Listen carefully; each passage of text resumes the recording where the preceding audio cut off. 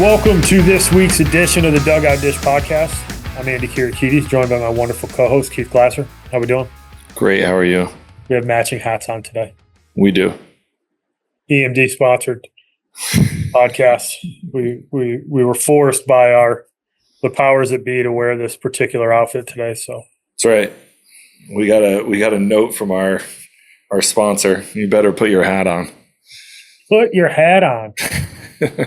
Wear caps. Shine your brown shoes. Shine your brown shoes. Wear caps and sleeves in this league. All right, we got Q&A today. We had quite a few questions come in, so we're going to take some time to answer them. We're going to go one by one, and we'll see where it takes us. All right, first question, Coach.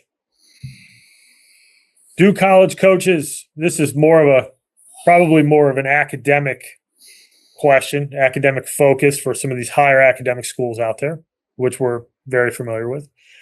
Do college coaches want ACT, SAT scores prior to contacting a player?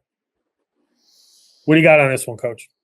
Not particularly. I think a lot of coaches we've had on have talked about this. You and I have talked about this.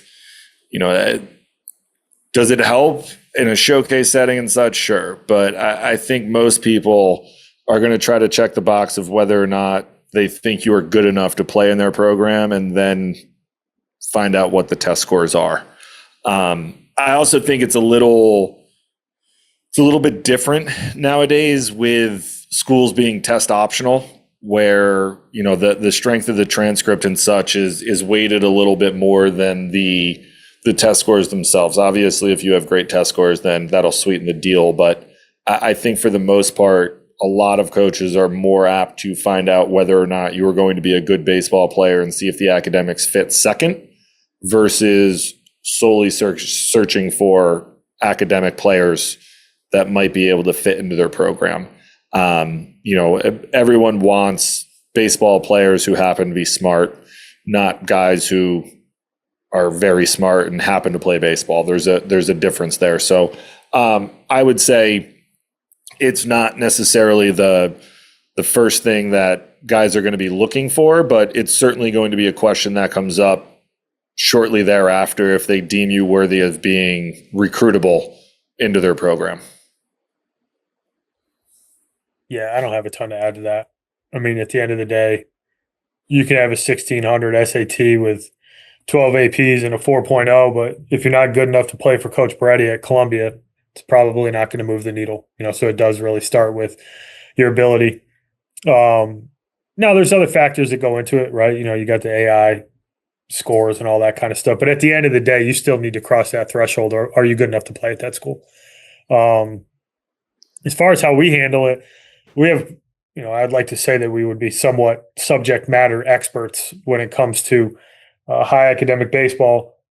We generally won't reach out to schools if we know that, like, hey, it's not going to cut it here because we got a pretty good idea. But also sometimes we'll send stuff over to schools and let them make the decision because of how they might evaluate a transcript, or the specific location a kid's from could factor into it.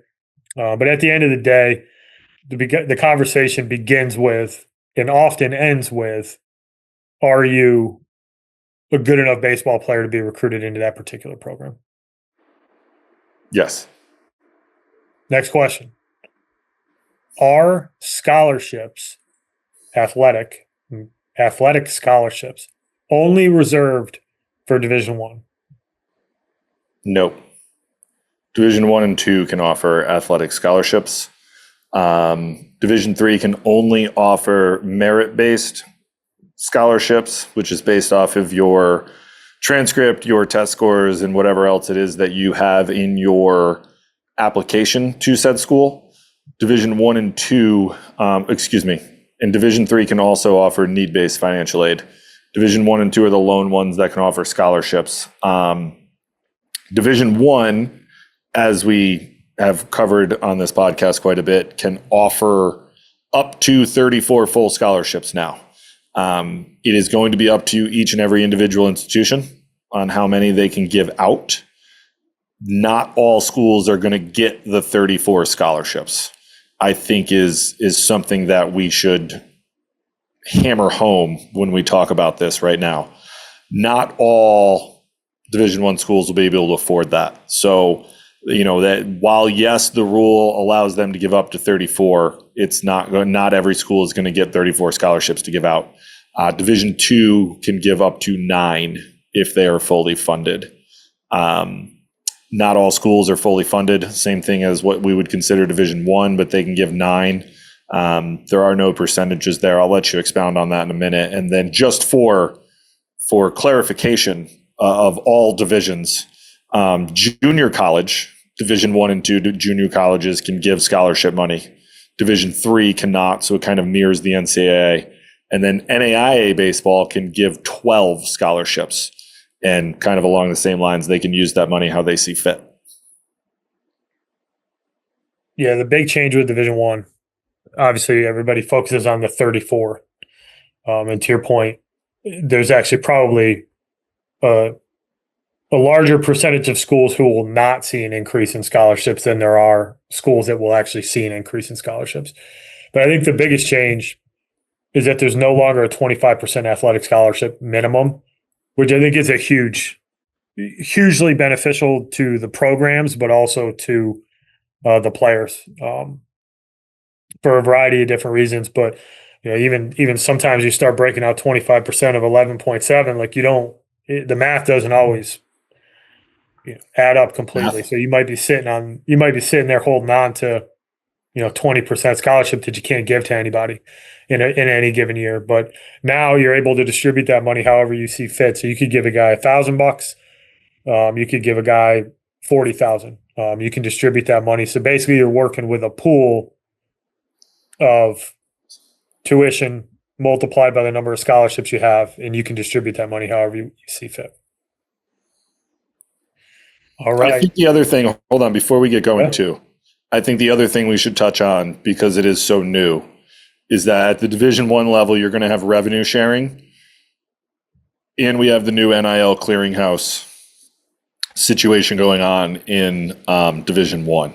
So the house settlement stuff, which we've talked about on here, but to at least add to this discussion, that you have revenue sharing that is going to be distributed amongst all student athletes at the Division I school for the schools that have opted in to said revenue sharing. And they will, depending on how they set their percentages, will share some semblance of that money. Well, a large chunk of the money will be shared to the student athletes. I think the common thought, or most popular thought, is that football and hoops are going to take up a good portion of that money and the rest will be doled out to the other sports.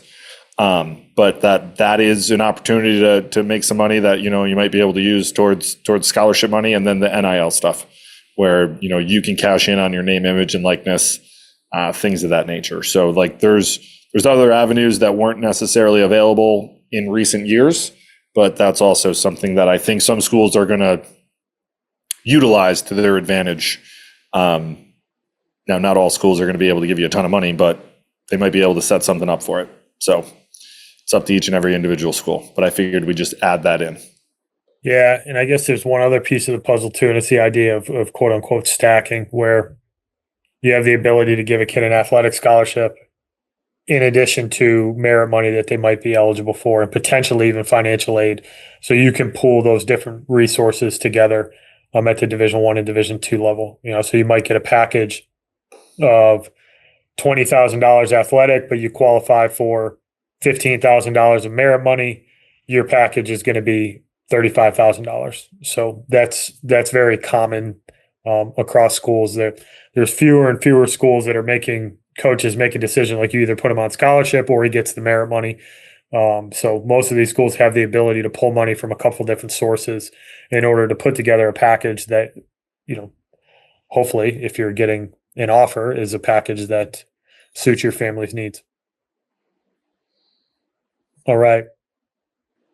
How do you know if a college is seriously interested?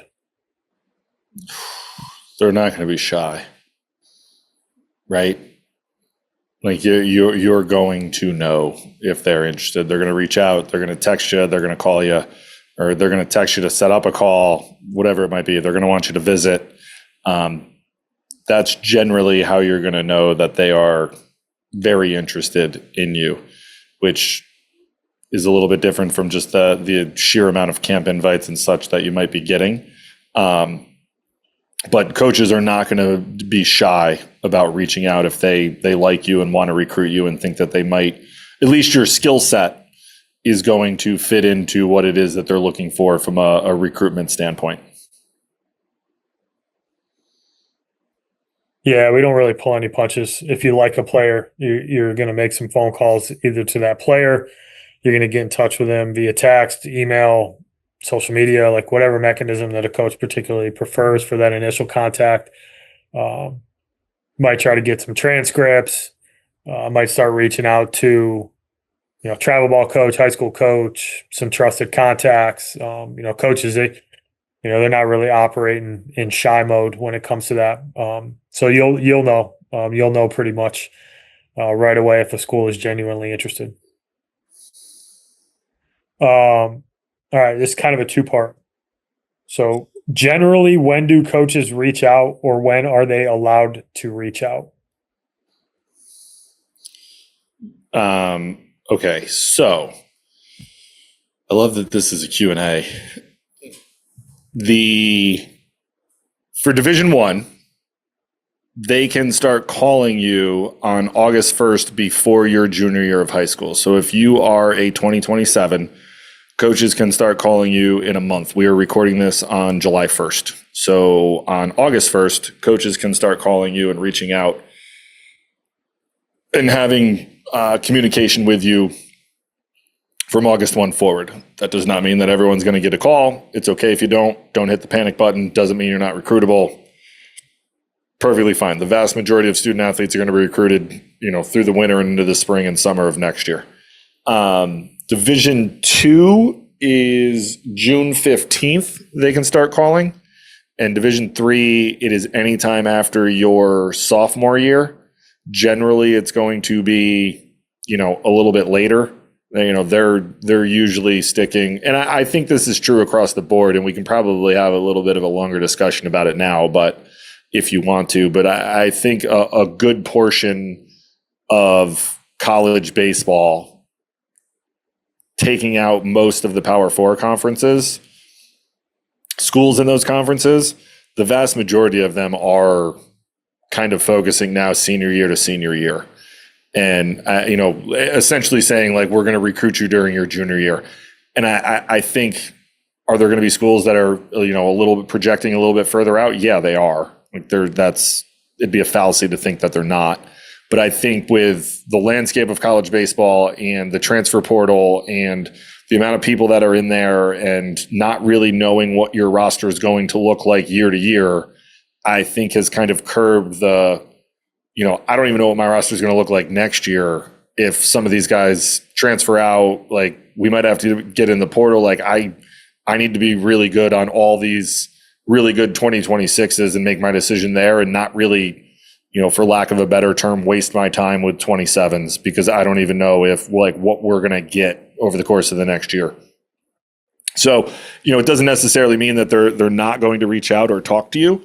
To start a relationship, but I think the vast majority of people are likely to start having more conversations towards the end of the fall than they are early, late summer, early fall. But Division I is August 1st for being able to contact guys going into your junior year. Division II is June 15th, and then Division III is anytime after your sophomore year. The JUCOs and NAIs, there's no real rules surrounding it, so they can reach out at any point in time. I would argue, and it's going to be later in the process. They're not, I don't think there's junior colleges out there for the most part that are recruiting 2027s and trying to get them to campus. So it'll likely be a little bit later there. Yeah, I think the only clarifying point I would add is around emails because, guys will get emails or you're 2027, you might send emails. Just understand that coaches can really only respond with, hey, thank you. Here's a camp invite. They can't actively recruit you via email. And I'm sure some of this stuff goes on anyways, but technically there's no real third party workaround. Like guys are going to converse and, tell that kid, hey, we're going to call him on August 1st or whatever. But there's no more backdoor and phone calls like you used to be able to do, where the contact rule was basically BS. A guy could call me and say, hey, Andy, tell Steve that I'll pick up the phone if he calls tomorrow at 7 p.m. Would love to talk to him. Can't do that stuff anymore. So it's got to be direct contact to the player. And as you pointed out, the different timelines there. As far as when they generally reach out, it's going to be school to school. It's going to be player to player. I think you laid out that Division III stuff's going to happen a little bit later. Like they're in their 26s. Those guys aren't concerned with 27s. But coaches are going to call you when they deem that you're a guy that's worth calling. So there's no real set timeline there outside of the contact rules that you outlined. But coach, you might not be good enough for a Division I school until the spring of your junior year, so you might not get any phone calls until then. But coaches, once those deadlines pass, once the constraints on contacting pass, coaches are going to call you when, or reach out to you when you've done enough for them to want to spend some time to get to know you and figure out if you're going to be a fit for the program. All right. Talking about some phone calls. Here's a good follow-up question. What are some proper protocols to handle phone calls with coaches? I think one, be available when you, first and foremost, be available when you say you're going to be. If they say call me at 8, call at 8. If they, don't call at 8:05, if for some reason something comes up, shoot a text and be like, hey, I'm, running 5 minutes late because I can't drive yet, and I'm not home.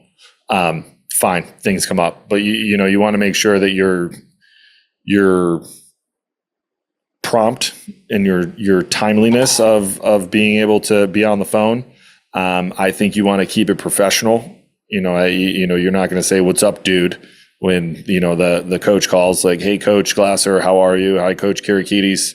And I think you want to have not necessarily a script, but you want to be able to kind of get some of your questions out of the way of things it is that you're most interested in from a recruitment standpoint or a program standpoint, right? Like you want to have an idea of, the things that are important to you, you want to be able to ask, especially on that initial phone call, because you'll get a feel for, what that program is about, what they have to offer, and if ultimately it's worth going down the road on, because they align with the things it is that you're interested in from a baseball standpoint, from a school standpoint, from a development standpoint, all of those things.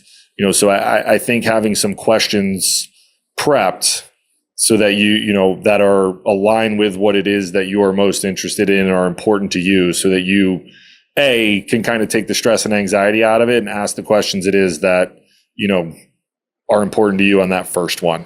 Because it does a multitude of things. One, it allows you to get all the answers that are most important to you. It also shows your preparedness and what it is that your maturity and the things it is that you're most interested in. Coaches will walk away and be like, "Damn, that kid was pretty prepared and squared away for this phone call." Like that shows me that he actually cares, and something that this is something he's really interested. This is something he really wants to do. Things like that. So I think those would be my probably 3 most important things. Make sure that you're on time, make sure that you're professional, and make sure that you have a good list of questions in which pertain to you specifically that you're interested in having the answers to, because it aligns with where you're aiming to eventually land. I think the only thing that I would add to that is be in a place where you can actually have a conversation. There's nothing worse with a kid picking up and you're like, "Are you at a party?" Yeah. "Oh no, I'm at dinner with my parents." Like, if you've got a planned phone call, just be in a place where it's quiet so you can have a good conversation with that coach and not being distracted by things that are going on. Um, and I think that goes a long way. But you nailed it with the timeliness and the preparation. Like, once you start to have multiple conversations with a coach, they're going to be a little bit more relaxed. It's going to be more conversational. You're going to be checking in, giving updates. But those first couple phone calls, both parties are starting to probe. I'm trying to get, as a coach, I'm trying to get a feel for you as a kid. What's important to you? How do you communicate? Can you communicate effectively? If I give you some homework to do, are you going to follow through on it? Right? If I tell you, hey, I need to get your transcript, like, are you going to get that to me? Different stuff like that. And coaches they're going to ask some questions. So I think it's important to potentially rehearse or at least work through your head how you would answer some questions from some coaches. But yeah, the preparation piece, timeliness, like coach tells you to call at 8, like don't call at 8:01, call at 8 o'clock, call at 7:59, but don't be late. And then be in a quiet place so you can have a decent conversation. All right. How much time is expected outside of games for recruiting activities? Emails, social media, video? It's kind of an open-ended question, but as much as it takes. I think on the front end, it's going to be a decent amount of time spent, because if you really do want to do this, there's going to be some time and effort you're going to have to put into reaching out to coaches you have on your list and putting together videos and uploading them to YouTube and doing the things it is that you can do to kind of get on the radar of coaches. Obviously, as time goes on, that list will likely start to dwindle down to a handful of schools that you're really interested in, that you've had communication with, and it'll get a little bit less daunting, if you will. But I think there's going to be time that you have to do it, and I think there's a couple different ways, and I know you talk about this, so I'll let you take it. But there's not necessarily a right or wrong way to go about doing it. You can break it up over time, or do it all in one shot. I think it depends on the kid. So but it's going to take a decent amount of time in order to kind of send these emails out and correspondence and videos, and that it's not just something that magically happens by itself, where you can just hit send and it sends out 47,000 emails. Like, does that, do those things exist? Yes, but you should be writing them yourself. yeah, I mean, I think your answer of it takes what it takes. Research is important, so that's going to take some time, right? Do a little bit of research on some of these schools. Do a little bit of research on some of these programs, right? It should be just as simple as putting a list of schools down. Like, you kind of got to have a purpose for how you compile what you compile. Taking the time to get the emails out correctly, I think, is something that is wildly underrated. And it happens. It's happened to you. It's happened to me, where you get an email from a kid and, it says Coach Glasser at RPI, but you meant to send it to Coach Kirikides at William and Mary, and you go, hey, Coach Glasser, looks like you guys are having a great season down in Williamsburg. And you're like, well, that wasn't meant for me. Or, you're emailing a liberal arts school and you say, I'm really interested in your engineering program. Well, they don't have engineering. So, doing some research up front, taking the time to give the email a little bit of a personal touch, specifically for that introduction portion. Like, that's going to take a little bit of time. But to your point, as you get through it, the time you spend on the emails, the time you spend on the outreach is going to be a little bit less and less, because you're going to narrow your list down. You're going to get interest from some schools and not interest from other schools. As far as social media, yeah, you should be taking advantage of it. And if I'm looking down my list of questions, we'll touch on that in a minute. But it shouldn't be something that's all consuming, right? You don't need to have these intricate posts. Make sure that you have your social media account set up. That should take you 15, 20 minutes to put the proper information in there. As far as video, I think people can really overdo this portion and can spend a lot more time on it than they need to. iPhones, iPads take great video. They have applications on them that allow you to edit video down. right? Take out the dead space. You don't if you don't need to have the 17 seconds in between every pitch. You can cut some of that stuff down, but it shouldn't it shouldn't be this all-consuming thing where you feel like all you're ever doing is editing video and editing emails. But up front, you have to be willing to put in the time, right? And it's a simple task of like if you really want to play college baseball, you're going to spend some time doing this stuff. It's really just that simple. If you can't sit down to send out emails, if you can't take time to make a social media post, if you can't take time to follow some coaches on Twitter or Instagram, you probably don't care enough. So it takes what it takes, but understand that some of that stuff to lead up to it and those the initial effort you put into it, yeah, it's going to take a little bit of time, but it should because it should be important and you want to do it well. We answered this one, so I'm going to hit this quick. Did the number of scholarships increase? Yes. Technically, you can go to 34, right? But most schools aren't going to be at 34. They might see an increase, but yes, it went from 11.7 to now you can have 34.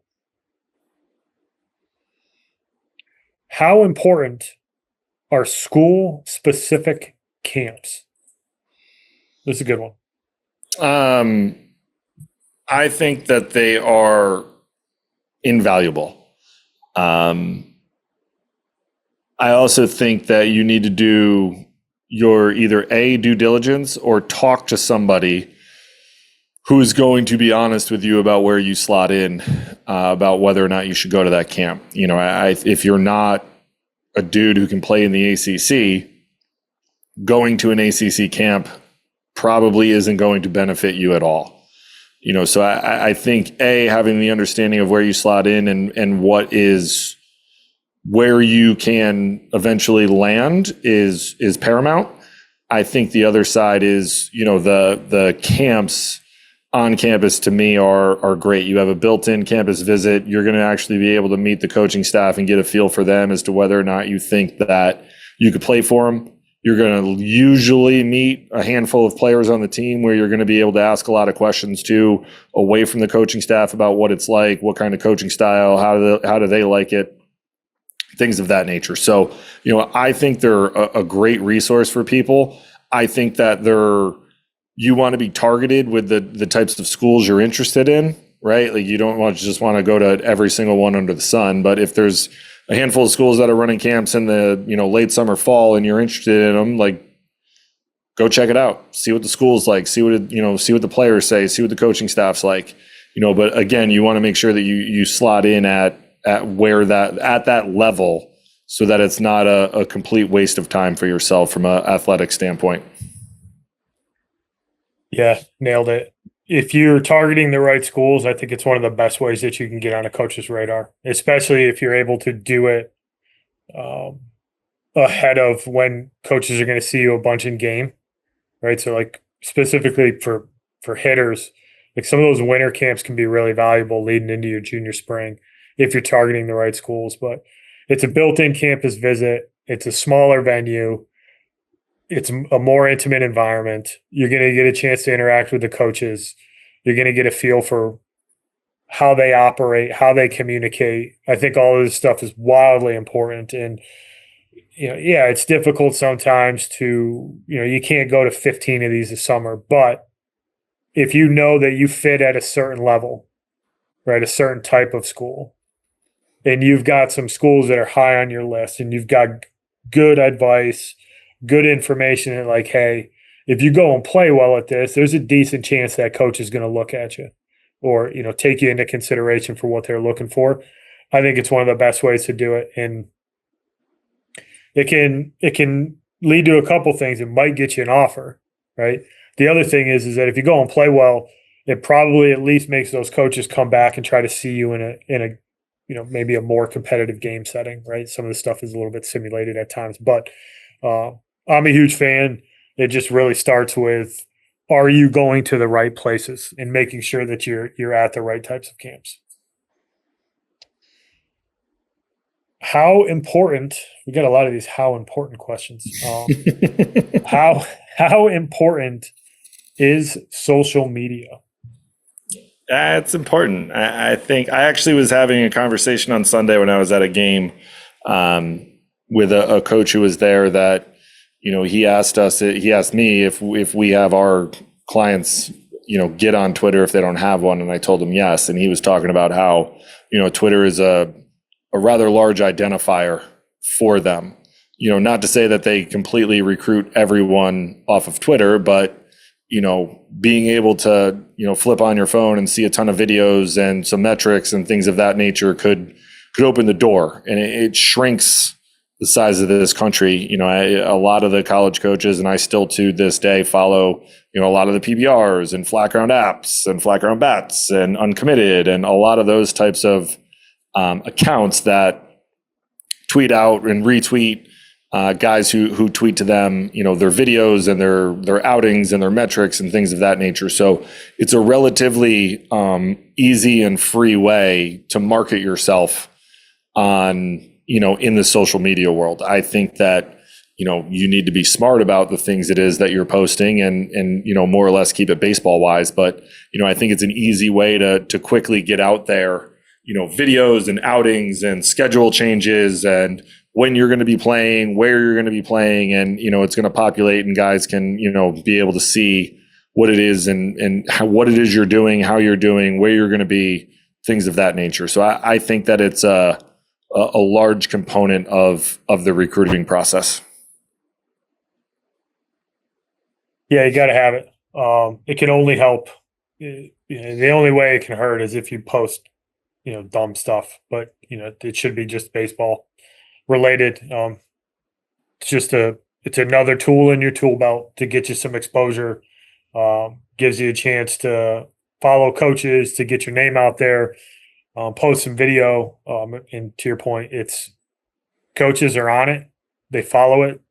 They leverage it. So you got to be, you got to get your name out there in places that coaches are looking. So, it might not be the reason you get recruited, but it's certainly not going to be the reason you don't get recruited, right? Coaches aren't going to recruit you.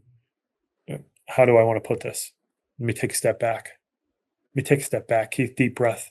You're not going to hurt yourself by putting stuff out there because it's an opportunity for coaches to be able to see what you can do. You see what travel team you're on. They can see some pertinent information. Might give them some ideas of what you've been doing recently, some metrics. And as we started, we'll talk about this here in a few, but some of that baseline information can trigger a phone call to a travel coach and say, "Hey, I saw Jimmy's post on Twitter. Like, look like he's doing pretty well right now. Like, what do you got on him?" And as well as I do, that's how a lot of these conversations start. So it can't hurt you. If you're not using it, you need to take advantage of it. It can only be beneficial. All right. This is a parent-specific question for all you parents out there listening. Is it appropriate to introduce yourself to a coach at an event if they have shown interest in your son? Short answer, yes, with an asterisk. It's fine when there's a lull in the action and nothing's going on and you just want to introduce yourself and say, "Hey, you're recruiting Joey. I'm his dad or mom. Really nice to meet you. Appreciate the interest," and move on with your day. You have to also keep in mind that these guys are working. So while they're watching gameplay or something going on, while, taking their time to, talk to them about what's going on is probably they're going to be cordial. 98% of them will be cordial and be like, "Hey, really nice to meet you," and try to expedite that conversation along. But it's also kind of one of those things where coaches will look and be like, "I don't walk into your desk and ask you what's going on in the with whatever you do." So, just keep in mind, like, you want to do it when there's a lull in the action. If, if they're walking in, walking out, whatever it is, just say, "Hey, how you doing? Super nice to meet you. Just you recruit my son. Appreciate the interest. Just want to put a face to the name." Yeah, keep it short, keep it brief. Um, I would say don't go out of your way. Like if it kind of happens naturally, that's even better. Like you're walking by him, hey coach, Andy Kirikides. You talked to Michael a couple times, just wanted to say hello. Like hope you're having a good day. Move on. You know, the technically you're not supposed to, but it's not frowned upon. So just understand that coaches are there to work. Um, just try to keep it brief. I would say that's probably the best advice we could give. All right. Last question, coach. What gets coaches' interest first? I.e., metrics, rankings, video. What are your thoughts on this? I would say the first thing that is going to catch my eye, let's put this in the context of I show up to watch a game or a showcase. The first thing that's going to catch my eye is how you look in a uniform, is going to be the first thing that I'm going to identify. Like, do you look like you belong in said uniform and you look like you are physical enough to be able to handle baseball? From there, I'm going to see how you move. Is there athleticism there? And then, what is your gameplay like? And then what's the word I'm looking for? The superlatives. It's not superlatives, is it, Andrew? I'm struggling with words tonight. My brain's not working. When you say superlatives, I think of like best smile. Yeah. That's not this. So did I. That's why I was like, I don't want to use this. It's like a yearbook term. The intangibles. Intangibles is probably a better word that go along with it. Your body language. How do you treat your teammates? How do you treat your coaches? How do you interact with them? How do you interact with your parents? All of those type things. So I think it's more how you look, how you move, how do you play the game. Do you hustle? Are you getting on and off the field? What are those types of things that are going to clue me into that? Like, A, you really want to be there. B, this is what you want to do. Have you put in the time and energy and effort to look like you belong? Things like that. I think from an off the field standpoint, video is a good way, obviously, because it's going to give me a baseline of where your skill set is and whether or not I think it fits into our program. Short, crisp emails are generally a good thing. College coaches are getting a lot of them. So, having a short, crisp email that kind of tells me who you are, where you're from, why you're interested in the school, what your major is, who you play for in the summer, what high school you go to, things like that give me all the pertinent information with a video attached and, maybe a transcript or a schedule. Those things will usually would have caught my eye. The long emails that tell me that, you've been an all-star since you were, 7U and you've played travel baseball since 8U and this, that, and the other thing. Like, I'll be the first one to tell you, like, nobody cares who you played for at 8U. It doesn't matter. That was, by the time you get to college, that was 11 years ago. So that is a far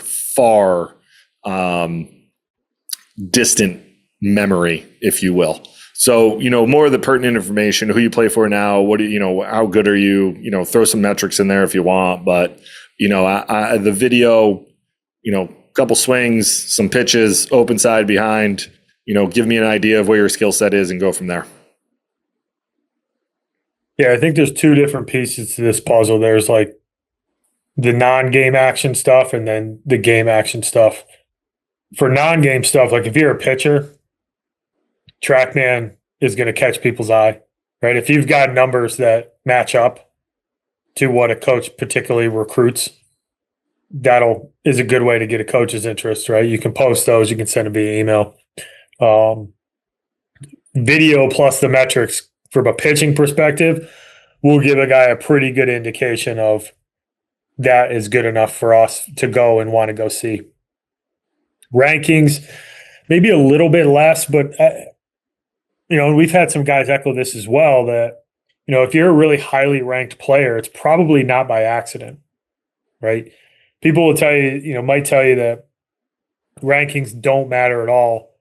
I don't think that coaches make a decision on a guy, right? You're not going to recruit a guy just because of his ranking. But if a kid's highly ranked, it might clue you into like, hey, I might need to go see this kid. As far as when you're at the game and you're evaluating a player, like what catches your interest, like you nailed it. First thing you see is, what does a kid look like in a uniform?